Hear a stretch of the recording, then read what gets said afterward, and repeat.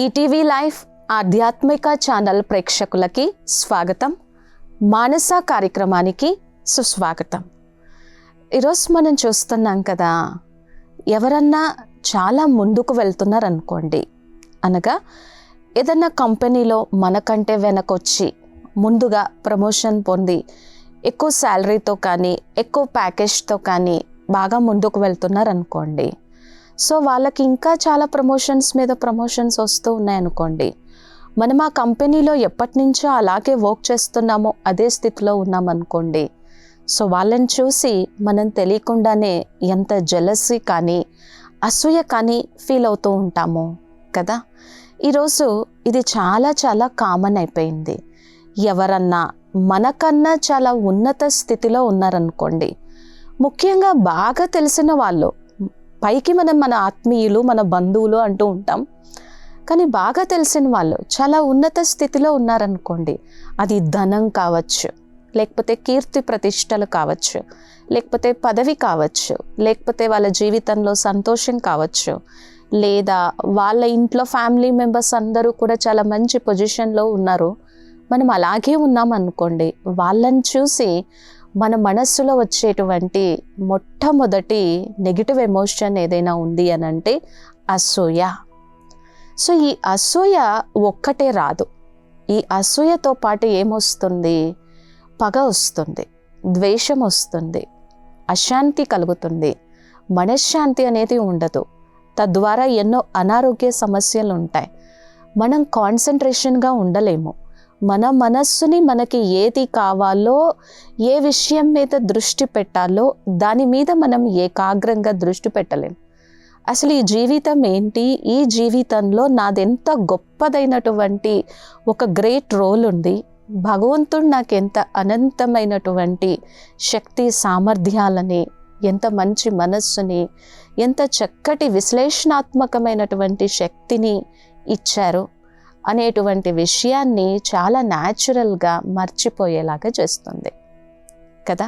So ఇక మన దృష్టికోణం కానీ, మన భావాలు కానీ, మన భావనలు కానీ ఇతరుల మీదే ఉంటాయి. సో ఇతరుల మీద మన దృష్టి ఉన్నంతసేపు ఏమవుతుంది? On the screen of our mind మన మనసు ఓపెన్ చేసామనుకోండి, వాళ్ళ కోసమే చింతన నడుస్తూ ఉంటుంది, వాళ్ళే కనిపిస్తూ ఉంటారు.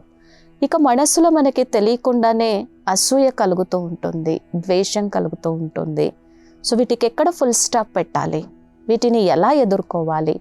ఈ అసూయ, పగ, ద్వేషం మనకి తెలియకుండానే మన మానసిక శాంతిని కానీ, మన ఆనందాన్ని కానీ, మన ఆరోగ్యాన్ని కానీ ఏ విధంగా తీసుకొని వెళ్ళిపోతూ ఉన్నాయి, మన నుంచి దూరం చేస్తూ ఉన్నాయి అనే విషయాన్ని మనం బాగా అర్థం చేసుకున్నాం అనుకోండి, మన మీద మనం దృష్టి పెడతాం. ఇక్కడ స్వయం మీద చాలా దృష్టి పెడతాము. స్వయం మీద ఎప్పుడైతే దృష్టి పెడతామో ఫస్ట్ మన మెంటల్ విల్ పవర్, మన మానసిక శక్తిని, మన సంకల్ప శక్తిని, మన ఆలోచన శక్తిని మనం బాగా పెంచుకోవడానికి అవకాశం ఉంటుంది. అలాగే మన కర్మేంద్రియాలని మనం ఎలా కావాలి అంటే అలా మౌల్డ్ చేసుకునేటువంటి ఒక విల్ పవర్ కూడా డెవలప్ అవుతూ ఉంటుంది. సో కదా, కాబట్టి ఇక్కడ అసూయ, పగ ఇవి ఏ విధంగా మన జీవితంలో అనర్థాలు తీసుకొస్తాయి, వాటి వలన మనం ఏం మిస్ అవుతూ ఉన్నామో, ఎందుకు కలుగుతున్నాయి ఇవి, వీటిని మనం ఎలా అధిగమించాలి, దీనికి శ్రీమద్ భగవద్గీత జ్ఞానము ఎలా ఉపయోగపడుతుంది అనేది చూద్దాం. ఫస్ట్, అసూయ అనేది మన సంస్కారము కానే కాదు. It's not my personality trait. ఇది నా స్వభావం కాదు. మరి ఎందుకు కలుగుతుంది? నా మీద నేను దృష్టి పెట్టకుండా అసలు నా జీవిత గమ్యం ఏంటి, నా లక్ష్యం ఏంటి, నాలో ఎంత శక్తి ఉంది, నేనేం సాధించగలను, అసలు నేనేం సాధించడానికి వచ్చాను, నేను ఎవరిని పొందడం కోసం వచ్చాను అని ఈ జీవితాన్ని విలువైనదిగా నేను చేసుకోలేనప్పుడు, నాలో ఉన్నటువంటి సంకల్ప శక్తిని కానీ, నాలో ఉన్నటువంటి పవర్ని కానీ నేను ప్రాపర్ యూటిలైజేషన్ చేసుకోలేదు అన్నప్పుడు, నా మీద నాకు దృష్టి లేదు అన్నప్పుడు ఇతరులని చూసి అసూయ కలుగుతూ ఉంటుంది. ఇక్కడ ఎవరైనా సరే ధనంలో కానీ, కీర్తిలో కానీ, సుఖ సంతోషాల్లో కానీ చాలా ఉన్నతిలో ఉన్నారు అనుకోండి, దానికి కారణం ఏంటి? ఏవి కూడా ఎవరికి ఉట్టిగానే రావు కదా, వాళ్ళు కూడా ఎంతో శ్రమ చేసి ఉంటారు. భలే ఈరోజు కాకపోయి ఉండొచ్చు, గత జన్మలో చేసినటువంటి శ్రేష్ఠ పుణ్యకర్మల యొక్క ఫలితమే ఈరోజు అనుభవిస్తున్నారు కదా. సో ఇక్కడ మనం ఏం చేయాలి? మన మైండ్ని మనం సెట్ చేసుకోవాలి. ఇక్కడ మోటివేషన్ తీసుకోవాలి. మనం ఎంత ఉన్నత స్థాయిలోకి వెళ్ళాలి అంటే అంత ఉన్నత స్థాయిలోకి వెళ్ళడానికి కావలసినటువంటి రిసోర్సెస్ని, ఇంత పెద్ద జగత్తుని, బ్రహ్మాండాన్ని, ఈ భూలోకాన్ని పరమాత్మ క్రియేట్ చేసి మనకి సదా తోడుగా ఉన్నప్పుడు మనల్ని ఎంతో ఉన్నతంగా ఒక వజ్రం లాగా కూడా మనల్ని మనం తయారు చేసుకోవచ్చు. కాబట్టి ఇక్కడ అసూయ ఎప్పుడైతే కలుగుతుందో మన మనస్సులో ఫస్ట్ శాంతి ఉండదు. వాళ్ళు కనిపించినప్పుడల్లా వాళ్ళ యొక్క సంతోషాన్ని చూసి మనం ఓర్వలేకపోవటం, వాళ్ళ యొక్క ఆనందాన్ని చూసి మనం ఓర్వలేకపోవటము, ఇది కరెక్ట్ కాదు కదా. కాబట్టి ఎవరైనా సంతోషంలో ఉంటే మనం కూడా చూసి నేను ఇంత గొప్ప ఉన్నత స్థాయికి ఎదగాలి, అది కూడా ధర్మ మార్గాన నడవాలి అని మంచి ఆలోచనలు మనం చేసినప్పుడు ఫస్ట్ మన మనసు చాలా ప్రశాంతంగా ఉంటుంది. సో ఇప్పుడు మనం వీటిని, అసూయ ఎందుకు కలుగుతుంది? మనం నిజంగా చాలా ఆనందంగా ఉన్నాం, మనం నిజంగా చాలా సంతృప్తితో ఉన్నాము అంటే, సంతృప్తితో ఆనందంతో ఉన్నాము అంటే సమస్యలు లేవు అని కాదు, పరిస్థితులన్నీ అనుకూలంగా ఉన్నాయి అని కూడా కాదు. ఆ సమస్యలని మనం ధైర్యంగా ఎదుర్కొని నిలబడగలిగినటువంటి ఆ స్టామినా నాలో ఉంది. వాటి ప్రభావంలోకి రాకుండా వాటిని ధైర్యంగా ఎదుర్కొని నిలబడగలిగినటువంటి శక్తి నాకుంది. భగవంతుని మీద నమ్మకం, విశ్వాసం నాకుంది కదా. ఇటువంటి స్థితి ఉన్నప్పుడు మనం చాలా ఆనందంగా ఉన్నాం, మనం చాలా సంతోషంగా ఉన్నాం, ఉన్నదాంతో తృప్తిగా ఉన్నాము. సో అప్పుడు ఇంకా మన దృష్టికోణం వేరే వాళ్ళ మీదకి పోదు. వాళ్ళ యొక్క సంపదని చూసినా, వాళ్ళ యొక్క ఐశ్వర్యాన్ని చూసినా, వాళ్ళ యొక్క మహిమల్ని చూసినా మన మనస్సు ఏ విధంగానూ అసూయకి లోను కాకుండా మన స్వస్థితిలోనే ఉంటుంది కదా. సో మరి ఎప్పుడైతే మన మనస్సులో అసూయ కలుగుతుందో జనరల్గా ఏం చేస్తామో, వాళ్ళల్లో ఏదైనా ఒక చిన్న లోపం ఉన్నా కానీ దాన్ని భూతద్దంలో చూస్తూ పెద్దది చేస్తూ వెనక వాళ్ళ కోసం ఏదో ఒకటి చేస్తూనే ఉంటాం. వాళ్ళ స్థితిలో ఉండకూడదు అని మనం తెలియకుండానే ఎన్నో పొరపాట్లు చేస్తూ ఉంటాం. తద్వారా ఏమవుతుంది? పాపం జరుగుతుంది, వికర్మ జరుగుతుంది. ఎందుకంటే ఈ సృష్టి జగన్నాటక రంగంలో ఒక నియమం ఉంది.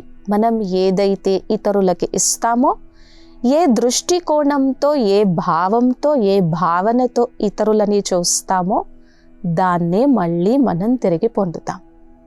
ఇక చాయిస్ మన చేతిలో ఉంది. ఇప్పుడు ఏ భావనతో చూడాలి, ఏ దృష్టికోణంతో చూడాలి?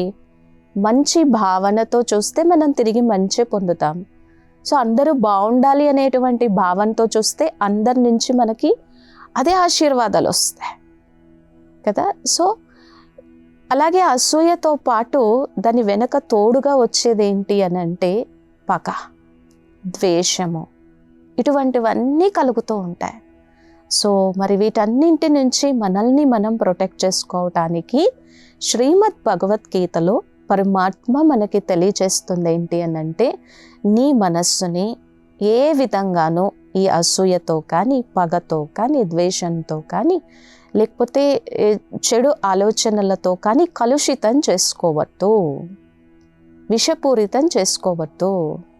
నీ మనస్సు ఇది నా మనస్సు కదా, నా మనసు ఎప్పుడు కూడా అందంగా ఉండాలి, నా మనసు ఎప్పుడు కూడా శుభప్రదమైనటువంటి ఆలోచనలే చేస్తూ ఉండాలి కదా.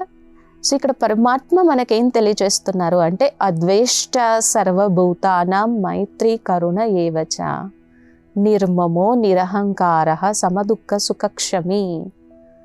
అద్వేష్ట సర్వభూతానాం, పరమాత్మ గీతాచార్యులు భగవంతుడు అద్వేష్ట సర్వభూతానాం, సర్వాత్మల పట్ల, అందరి ప్రాణుల పట్ల కూడా వారు ఎలా ఉన్నా కానీ వాళ్ళు నీకంటే ఉన్నతమైన పొజిషన్లో ఉన్నారు అంటే వాళ్ళ నుంచి ప్రేరణ తీసుకొని నువ్వు కూడా ఆ విధంగా మంచి కర్మలు చేయడానికి సంసిద్ధంగా ఉండు.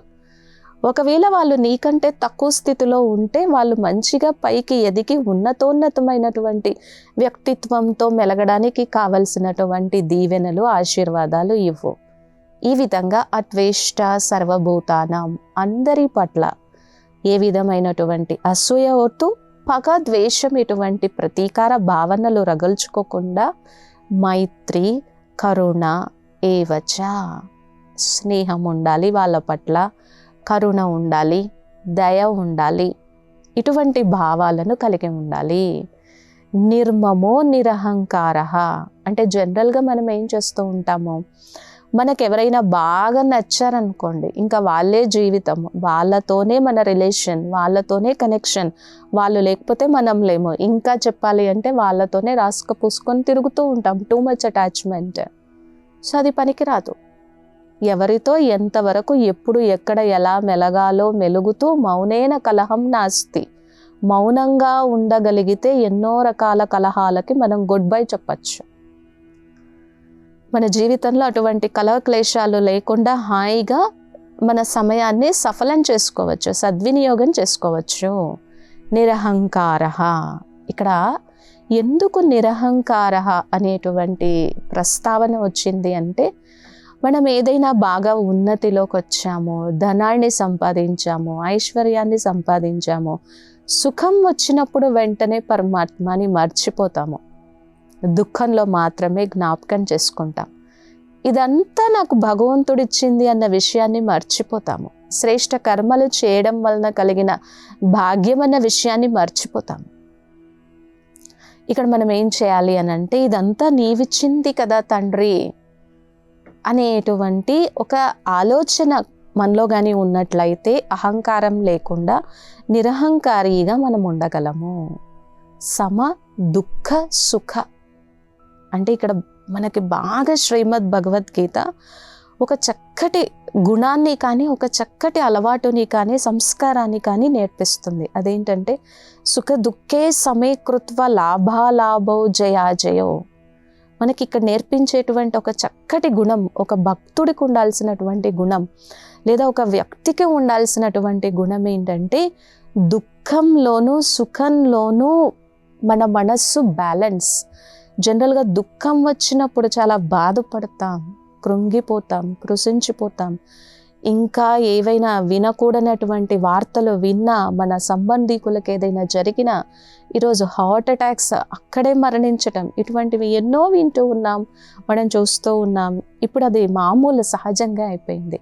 అందుకని భగవంతుడు మనకి చక్కటి సంస్కారాన్ని బాగా అలవాటు చేస్తున్నారు. అదేంటంటే, దుఃఖంలోనూ సుఖంలోనూ ఒకే విధంగా ఉండు. సుఖం వచ్చినప్పుడు బాగా గర్వంతో, అహంకారంతో నా అంతటి వాళ్ళు లేరు అనేటువంటి దానిలోకి వెళ్ళకుండా, దుఃఖం వచ్చినప్పుడు కృంగిపోకుండా రెండింటినీ సమానంగా చూడగలిగేటువంటి స్థితి.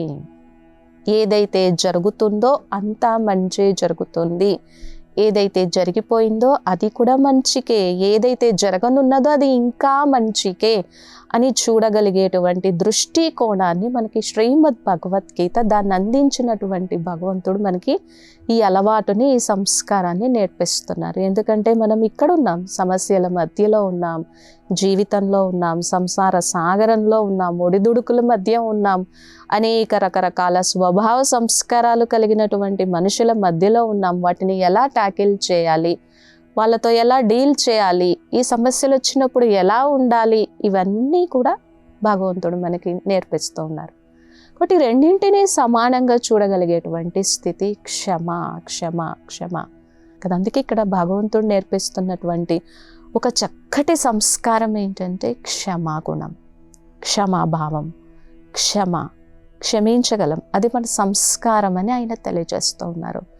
సో ఇటువంటివన్నీ మనం ఎప్పుడైతే వింటామో న్యాచురల్గానే అసూయ, పగ, ద్వేషం ఇవన్నీ కూడా మన జీవితంలో తగ్గిపోతాయి. ఇవి ఎప్పుడైతే తగ్గిపోతాయో స్వతహాగానే మానసిక ప్రశాంతత కలుగుతుంది. అసలు ఇతరుల మీద దృష్టి పెట్టడం అనేది తగ్గిపోయి నా వర్క్ని నేను ఒక వర్షిప్ లాగా ఎలా చేయాలి, నా ప్రాజెక్ట్ని నేను ఎలా సక్సెస్ఫుల్గా కంప్లీట్ చేయాలి, నాలో ఉన్నటువంటి టాలెంట్స్ని రిసోర్సెస్ని నేను ఇంకా ఎంత బాగా షార్ప్ చేసుకొని ముందుకు వెళ్ళాలి అనేటువంటి దాన్ని మనము డెవలప్ చేసుకోగలము. మనందరికీ తెలిసిందే, మహాభారత సంగ్రామం జరగడానికి మూలమైనటువంటి కారణాలు ఇవే కదా.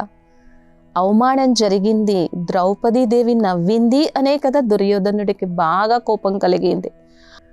అప్పుడే ధర్మరాజు అంటాడనమాట, దీనికి మనం ఎదుర్కోవడానికి సిద్ధంగా ఉండాలి అని. నిజంగా ఆమె నవ్వినంత మాత్రాన ఎందుకంత పగ ప్రతీకారం ఎందుకు దుర్యోధనుడి మనస్సులో కలిగింది అంటే అందరికీ బాగా తెలిసిందే. చిన్నప్పటి నుంచి కూడా ఆ పగని, ఆ ద్వేషాన్ని, ఆ హింసా భావాన్ని, అసూయని దుర్యోధనుడి మనస్సులో బాగా పోయడం జరుగుతుంది. అలాగే మన మనస్సుని మనం సంస్కరించుకోకపోయినా, మన ఎదురుగా నిలబడినటువంటి ప్రత్యక్షమైనటువంటి దైవాన్ని గుర్తించి ఆ దైవంతో మన సంబంధాన్ని నిలబెట్టుకోకపోతే కామ, క్రోధ, లోభ, మోహ, అహంకార, అసూయ, పగ, ద్వేషము, అశాంతి, మదమాశ్చర్యాలు ఇవన్నీ కూడా మన మనస్సుని పట్టి పీడిస్తూ ఈ ఆసురీ సంస్కారాలు మన మనస్సులో ఉంటూ దైవీ గుణాలను మన మనస్సులోనికి రానివ్వకుండా చేస్తాయి. తద్వారా ఏమవుతుంది, జనరల్గా చాలామంది అనుకుంటారు, ఏమవుతుంది ఈరోజు ఈ ప్రపంచంలో ఈ సంసారంలో ఉన్నప్పుడు కామ, క్రోధ, లోభ, మోహ, అరిషడ్ వర్గాలు కాస్తో కూస్తో లేకుండా ఎలా జీవించగలమో అనేటువంటి భావన బయలుదేరుతుంది. కానీ ఇవి బాగా ఎక్కువైపోయాయి అనుకోండి, మన మనస్సు, మన బుద్ధి నాశనం అయిపోతాయి. ఆ బుద్ధి నాశనమైనటువంటి కారణంగానే కదా తోటి సోదరులైనప్పటికీ కూడా రాజ్యంలో చిన్న గుండు సూది మోపినంత స్థలం కూడా నేను మీకు ఎక్కడ ఇవ్వను అనేటువంటి మాటలు ఎందుకు వచ్చాయి? అసూయ, పగ, ద్వేషం, అరిషడ్ వర్గాల యొక్క ప్రభావము. ఎదురుగా శ్రీకృష్ణుడు లాంటి ప్రత్యక్షమైనటువంటి దైవం కంటికి కనిపిస్తూ తిరుగుతున్నా కూడా గౌరవాన్ని, ప్రేమని, భావనని ప్రకటించలేకపోవడానికి కారణం ఏంటి అంటే మనస్సులో బాగా నాటుకుపోయినటువంటి కామ, క్రోధ, లోభ, మోహ, అరిషడ్ వర్గాల యొక్క ప్రభావమే. అందుకనే ఆ రోజు ద్రౌపది నవ్వినప్పుడు వెంటనే ఆ గుణాలు కాదు, ఆ దుర్గుణాలన్నీ, ఆ అరిషడ్ వర్గాలన్నీ మనసులో ఆల్రెడీ ఉన్నాయి కదా. సో ఇక్కడ పరిస్థితి రాగానే, స్టిమ్యులస్ రాగానే వెంటనే నెగిటివ్ రెస్పాన్స్ని క్రియేట్ చేస్తాం కదా. సో ఇక్కడ ఆ విధంగా ఇంత మహాభారతం జరగడానికి చివరికి శ్రీకృష్ణుడు వచ్చే సంధి కోసం వచ్చినప్పుడు కూడా మనం చూస్తాం కదా. ఫస్ట్ శ్రీకృష్ణుడి దగ్గరికి వచ్చినప్పుడు, కృష్ణ నాకు తప్పనిసరిగా ఈ కురుక్షేత్ర సంగ్రామం లోపల నీ యొక్క సహాయం కావాలి అని కృష్ణుడి దగ్గరికి వచ్చినప్పుడు కృష్ణుడు అలా నిశ్చింతగా పడుకొని ఉన్నట్టుగా చూపిస్తారు. అప్పుడు దుర్యోధనుడు వెళ్ళి ఎక్కడ కూర్చుంటాడు? తల దగ్గర కూర్చుంటాడు. మరి ఈ జ్ఞానాన్ని బాగా మనసులో పెట్టుకొని పరమాత్మ పట్ల చక్కటి ప్రేమని కలిగినటువంటి అర్జునుడు వచ్చినప్పుడు చాలా నిరహంకారి భావనతో ఆయన ఎక్కడ కూర్చుంటారు? కాళ్ళ దగ్గర కూర్చుంటారు. ఫస్ట్ వచ్చినటువంటి దుర్యోధనుడు తల దగ్గర కూర్చుంటారు. తరువాత వచ్చినటువంటి అర్జునుడు కాళ్ళ దగ్గర కూర్చుంటారు. తల దగ్గర ఎందుకు కూర్చుంటాడు, కాళ్ళ దగ్గర ఎందుకు కూర్చోవాలి అనేటువంటి ఆలోచన వస్తుంది. ఎందుకంటే అహంకారం, మనస్సులో ఉన్నటువంటి బాగా నాటుకుపోయినటువంటి అరిషడ్ వర్గాలు. ఈ అహంకారం కారణంగా ఏమవుతుంది? భగవంతుని యొక్క స్వరూపాన్ని చూడలేకపోతున్నాం, మన మనస్సుని మనం సంస్కరించుకోలేకపోతున్నాం. కానీ నిరహంకారిగా కూర్చున్నటువంటి అర్జునుడు కృష్ణుడి యొక్క సంపూర్ణ సహాయాన్ని, సంపూర్ణమైనటువంటి సహకారాన్ని పొంది ఆ కురుక్షేత్రంలో అడుగడుగునా కూడా ప్రతి సందర్భంలో కూడా భగవంతుని యొక్క సహాయాన్ని పొంది చరిత్రలో నిలిచిపోయాడు. అంటే ఇక్కడ మన మనస్సులో నాటుకుపోయినటువంటి ఈ కామ, క్రోధ, లోభ, మోహ, అరిషడ్ వర్గాలు ఏ విధంగా మనం ముందుకు వెళ్ళకుండా మనల్ని పతనం వైపుకు తీసుకొని వెళ్తాయో ప్రత్యక్షమైనటువంటి ఉదాహరణలతో ఈ మహాభారతంలో ఈ సంఘటనలని ఈ పాత్రలతో చక్కగా వివరించారు. వీటినన్నింటినీ మన జీవితానికి ఈరోజు మనము అన్వయించుకొని చూసుకోవాలి. దుర్యోధనుడిలో ఆ విధమైనటువంటి దుర్గుణాలు ఉన్నాయి అని కాదు, ఆ పాత్రని చూసి, ఆ సన్నివేశాన్ని చూసి, ఆ జీవితాన్ని చూసినప్పుడు నేను ఇలా ఎట్టి పరిస్థితుల్లో ఉండకూడదు అనేటువంటి ఒక చక్కటి భావన మనలో రావడం కోసమే ఇటువంటివన్నీ కూడా మన కోసము మన సనాతన ధర్మము అందించినటువంటి అద్వితీయమైనటువంటి అద్భుతమైనటువంటి శాస్త్రము కదా. సో ఇప్పుడు ఈ విధంగా అసూయ, పగ, ద్వేషము మన మనస్సుని ఏ విధంగా నష్టపరుస్తాయి, మన మనస్సుని మనల్ని శాంతంగా లేకుండా ఏ విధంగా చేస్తాయి, వీటి వలన మనం ఎందుకు ఇలా అయిపోతున్నామో అనేది ఇప్పుడు మనకు అర్థమైంది కదా. మరి వీటిని ఎలా అధిగమించాలి, ఎందుకు మనలో ఈ అసూయ, పగ, ద్వేషం కలుగుతున్నాయి అని అంటే ఫస్ట్ మనము స్వయాన్ని చూసుకోకపోవటము, మనలో ఉన్నటువంటి ఆత్మన్యూన్యతా భావము, ఇన్ఫీరియారిటీ కాంప్లెక్స్ కావచ్చు, లేకపోతే ఇతరులని చూస్తూ వాళ్ళతోనే పోల్చుకుంటూ ఉన్నప్పుడు నన్ను నేను చాలా తక్కువగా భావించటము, ఇటువంటివన్నీ కూడా. లేకపోతే మన దృష్టికోణం ఎప్పుడు ఇతరుల మీద ఉండటము, పరచింతన, పరమట్, పరదృష్టి, ఇటువంటివన్నీ కారణంగా కలుగుతూ ఉంటుంది. ఇక్కడ మనం ఏం చేయాలి, ఇతరులలో ఉన్నటువంటి మంచి గుణాలను తీసుకోవాలి. ఆ గుణాలని మనం చింతన చేస్తూ చేస్తూ చేస్తూ ఉన్నాం అనుకోండి, మన మనస్సు అనేటువంటి కంప్యూటర్లో అవి తప్పకుండా రికార్డ్ అవుతాయి. వాళ్ళంత ఉన్నతిలోకి వెళ్ళడానికి కావలసినటువంటి శ్రేష్ఠ కర్మలు చేయడానికి కావలసినటువంటి శక్తి వాళ్ళలో ఏ విధంగా ఉంది అనేటువంటి సద్గుణాలని మనం తీసుకోగలిగితే మనం ముందుకు వెళ్ళగలం. అప్పుడు మనలో ఆత్మన్యూన్యతా భావం కూడా ఉండదు. ఇక రెండవది వచ్చేసి వీటన్నింటినీ మనం అధిగమించాల్సి వచ్చినప్పుడు రియలైజేషన్, సెల్ఫ్ రియలైజేషన్. ఈ సెల్ఫ్ రియలైజేషన్లో ఏమవుతుంది అని అంటే, నాకు తెలియకుండానే నేను ఎందుకు ఇంత మానసిక అశాంతికి గురి అవుతున్నానో ఇప్పుడు నాకు అర్థమైంది. సో ఇటువంటి నెగిటివ్ ఎమోషన్స్, ఇటువంటి పగ, ప్రతీకార, ద్వేషము ఉండడం వలన ఈరోజు నాకు మానసిక ప్రశాంతత అనేది లేదు. ఈ మానసిక ప్రశాంతత లేకపోవడం వల్లనే నా ఆలోచన విధానము అస్తవ్యస్తమైపోయి అది నా అనారోగ్యం మీద తీవ్రమైనటువంటి ప్రభావాన్ని చూపుతుంది.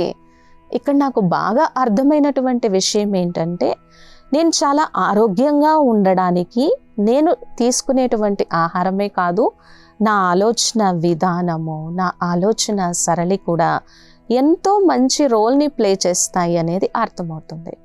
ఈ విధంగా సెల్ఫ్ రియలైజేషన్ కలిగినప్పుడు ఏమవుతుంది అంటే, ప్రశాంతమైనటువంటి వాతావరణంలో కూర్చొని మన కోసం మన టైం కేటాయించుకొని ఈ నెగిటివ్ ఎమోషన్స్ మనలో వచ్చినప్పుడల్లా కూడా మనం రియలైజ్ అయ్యి ఇవి కాదు అనేటువంటి ఒక చక్కటి పాజిటివ్ ఫీలింగ్స్తో, అది ప్రేమ కావచ్చు, సహయోగం కావచ్చు, కరుణ కావచ్చు, దయ కావచ్చు, వీటన్నింటితో మన జీవితాన్ని మనం చాలా చాలా చక్కగా తయారు చేసుకోవచ్చు. ఈ విధంగా ఈరోజు ఈ అసూయ, పగ, ద్వేషము, ఈ అరిషడ్ వర్గాలు మన మనస్సులో ఉండడం వలన ఇవి మనల్ని నిజంగా ఎంత నష్టపరుస్తాయి, ఎంత మన మానసిక ప్రశాంతతని దూరం చేస్తాయి, మనం ఆరోగ్యంగా ఉండనివ్వకుండా చేస్తాయి. ఆ భగవంతుని యొక్క సాన్నిధ్యాన్ని, సన్నిహితత్వాన్ని, ప్రేమని పొందకుండా ఆయన యొక్క పూర్తి సహయోగ సహకారాలు తీసుకోకుండా చేస్తాయి. అలాగే ఎవరి మీద అయితే మనకు అసూయ ఉంటుందో మన మనస్సులో నిరంతరము వాళ్ళ యొక్క చింతనే నడుస్తూ ఉంటుంది, వాళ్ళ కోసమే ఆలోచిస్తూ ఉంటాం, వాళ్ళతో కంపేర్ చేసుకొని ప్రతిదీ చేస్తాము కదా. కాదు, మనలో న్యాచురల్గానే చాలా గ్రేట్ డివైన్ పవర్ ఉంది. స్వతహాగానే ఇతరులతో మనం ఎవరితోనూ పోల్చుకోకుండా దాని మీద దృష్టి పెట్టి మనం ముందుకు వెళ్ళచ్చు. లేకపోతే దుర్యోధనుడు వినాశకాలే విపరీత బుద్ధి, భగవంతుని యందు ప్రీతి బుద్ధి లేకుండా ఉండి ఈ అరిషడ్ వర్గాలకు వశమైపోయి ఏ విధంగా తన జీవితాన్ని పతనానికి గురి చేసుకున్నాడో, ఇటువంటి చక్కటి ఉదాహరణలు అన్నీ కూడా మన జీవితాన్ని అన్వయించుకొని శ్రేష్టంగా ముందుకు వెళ్ళడానికి ఇవి చాలా అంటే చాలా ఉపయోగపడతాయి. సో మరొక చక్కటి దివ్య అంశంతో తర్వాత ఎపిసోడ్లో కలుద్దాం.